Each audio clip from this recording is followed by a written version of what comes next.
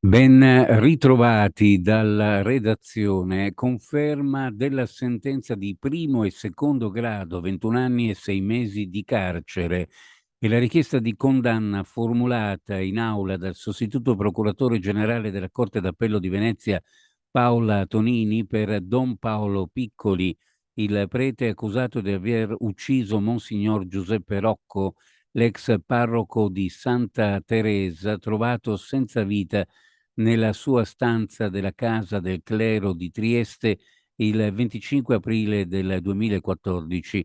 L'omicidio di Monsignor Rocco era avvenuto, secondo l'accusa, con un'azione combinata di soffocamento e strozzamento.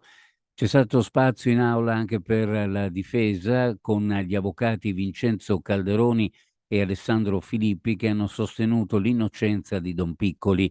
La sentenza della Corte d'Assise d'Appello, presieduta da Elisa Mariani, è attesa nella prossima udienza martedì.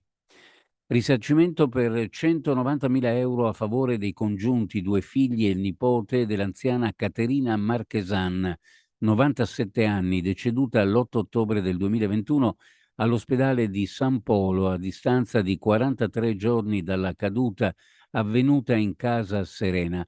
La sottoscrizione dell'atto transattivo risale al 22 febbraio. A liquidare i familiari è stata la Zurich Insurance Europe AG, assicuratrice di KCS Caregiver Cooperativa Sociale, che all'epoca gestiva il servizio di assistenza e cura, attività ausiliarie di supporto, servizio infermieristico nella casa di riposo. Ma ciò che assume valore per i congiunti è la conferma da parte del consulente tecnico del Tribunale di Gorizia della responsabilità circa la mancata sorveglianza dell'anziana costretta in una sedia a rotelle. Sulla triste vicenda è in corso il processo penale.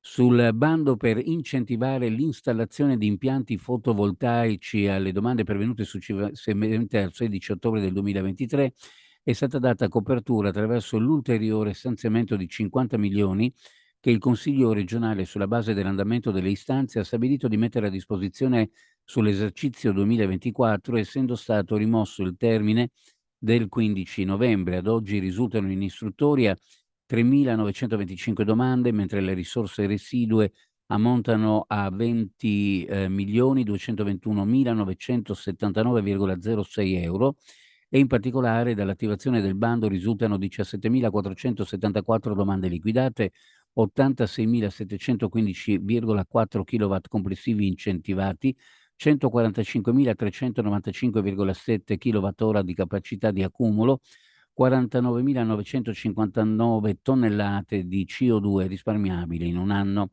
È il quadro di aggiornamento che è stato fornito in aula dall'assessore regionale alle infrastrutture Cristina Mirante in risposta ad una IRI riguardante il futuro del bando, viste le notevoli richieste che continuano a pervenire.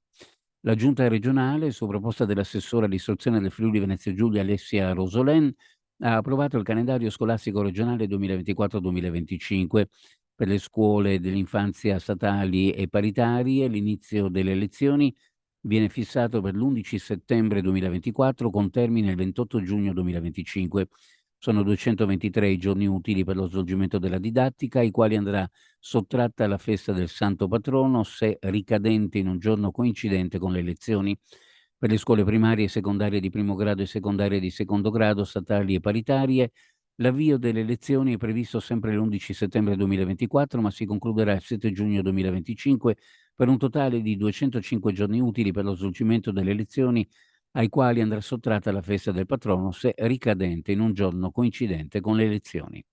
Uno sguardo alle previsioni meteorologiche per la giornata: cielo in genere poco nuvoloso, variabile per il passaggio di velature ad alta quota, temperature massime sui 20 gradi in pianura, 20 di brezza, temperature minime in pianura fra 6 e 9, le massime fra 18 e 21 gradi, sulla costa minime fra 10 e 12, le massime fra 15 e 17 gradi centigradi. Previsioni a cura di ARPA e FVG Meteo. Ed è tutto per il momento con l'informazione, grazie per averci seguito, alla prossima edizione.